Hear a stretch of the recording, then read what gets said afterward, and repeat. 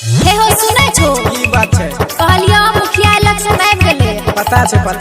मन करे छे हमरो मुखिया में खड़ा हुए। दिमाग सोचिया के लगी नहीं हो महिला सीट छे न तेस मन करे छे हम मुखिया में खड़ा भ जी घर में बैठी की करे। तो सरकार आज ठंडा के महिला के मन बना देके और मुखिया बन के पता नहीं की करते। तोहर जमाना गेलौ रे मुनिसा हमर जमाना अइलै रे। तोहर जमाना गेलौ रे मुनिसा हमर जमाना अइलै रे। तू रहबे मुँह तकबा वोटर हम मुखिया बन जइबै रे। तू रहबे मुँह तकबा वोटर हम मुखिया बन जइबै रे। खाना तोरे बनाबे के परतौ चाहे केतनो लड़ लाबे के। खाना तोरे बनाबे के परतौ चाहे केतनो लड़ लाबे के। हमरे पर गुमान छो तोहर मुखिया बन की करबे के। हमरे पर सन छो तोहर मुखिया बन की करबे के। की करबा सब चीज में तो महिला आगू छे पुरुष से ज्यादा महिला के चले छे। सुनै छो भाई सब अहिने सब महिला टीक में घूर लगबै छै। लाल बाबू लाल सुनै छो जुलिया के अप्पा सुनै छियै कान बहिन नै छै। सुने त परबे न करता। आगू बढ़ो। हाँ तोरा से बेसी गांव घर के विकास करके देखैबौ रे।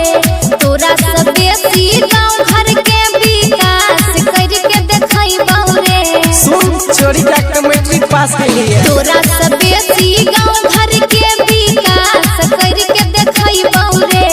तोरा से बेसी गांव घर के विकास करके देखैबौ रे। होई छै कि नारी शक्ति पावर तोरा हम देखैबौ रे। होई छै कि नारी शक्ति पावर तोरा बतलैबौ रे। नारी शक्ति के पावर चूल्हा चौका करत बीतै छै।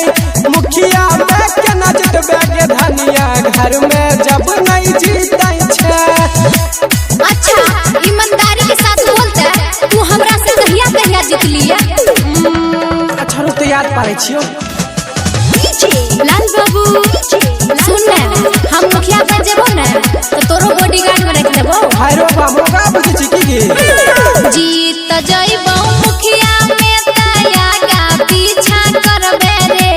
जीत जइबो मुखिया में तया का पीछा करबे रे। ई सब भरम में नहीं रहिए।